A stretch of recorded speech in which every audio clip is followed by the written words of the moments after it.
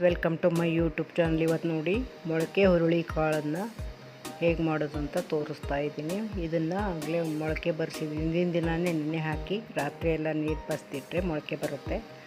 ಅದಕ್ಕೆ ಒಂದು ಬಾಣಲೆಯಲ್ಲಿ ಜೀರಿಗೆ ಸಾಸಿವೆ ಹಾಕಿ ಒಗ್ಗರಣೆ ಕೊಡ್ತಾ ಇದ್ದೀನಿ ನೋಡಿ. ಜೀರಿಗೆ ಸಾಸಿವೆ ಬೆಳ್ಳುಳ್ಳಿ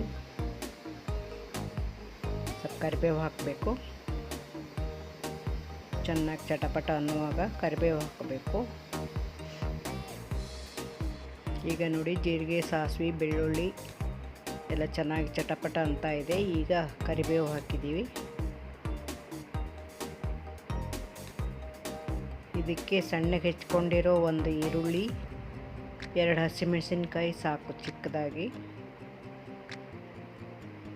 ನೋಡಿ ಅದನ್ನು ಒಗ್ಗರಣೆ ಕೊಡ್ತಾ ಇದ್ದೀವಿ. ಒಗ್ಗರಣೆಗೆ ಹಾಕಿ ಫ್ರೈ ಮಾಡಬೇಕು. ಈರುಳ್ಳಿ ಮತ್ತು ಮೆಣಸಿನ್ಕಾಯಿ ಎಲ್ಲ ಹಾಕಿ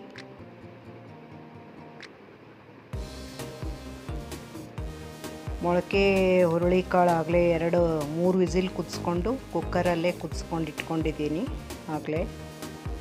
ಅದರಿಂದ ಏನು ಕುದಿಸೋ ಅವಶ್ಯಕತೆ ಇಲ್ಲ. ಹಾಗೆ ಇದಕ್ಕೆ ಮಿಕ್ಸ್ ಮಾಡಿಬಿಡ್ಬೇಕು ಒಗ್ಗರಣೆಗೆ. ನೋಡಿ ಈಗ ಈರುಳ್ಳಿ ಹಸಿಮೆಣಸಿನಕಾಯಿ ಎಲ್ಲ ಇದು ಒಗ್ಗರಣೆ ಮಾಡಿದ್ವಲ್ಲ, ಅದಕ್ಕೆ ಇದನ್ನು ಮೊಳಕೆ ಹುರುಳಿ ಕಾಳು ಮಿಕ್ಸ್ ಮಾಡಿ ಕಲಿಸ್ತಾ ಇದ್ದೀವಿ ನೋಡಿ. ಹಾಗೆ ಸಿಮ್ಮಲ್ಲಿಡಬೇಕು ಗ್ಯಾಸು.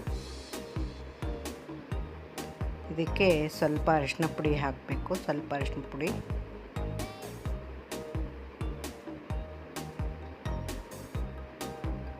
ಸಾಲ್ಟ್ ಹಾಕ್ಕೋಬೇಕು. ರುಚಿಗೆ ತಕ್ಕಷ್ಟು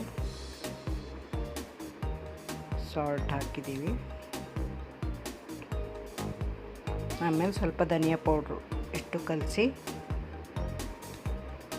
ಇಷ್ಟನ್ನು ಹಾಕಿ ಮಿಕ್ಸ್ ಮಾಡಿದರೆ ಆಯಿತು. ಮೊಳಕೆ ಹುರುಳಿ ಕಾಳು ರೆಡಿ.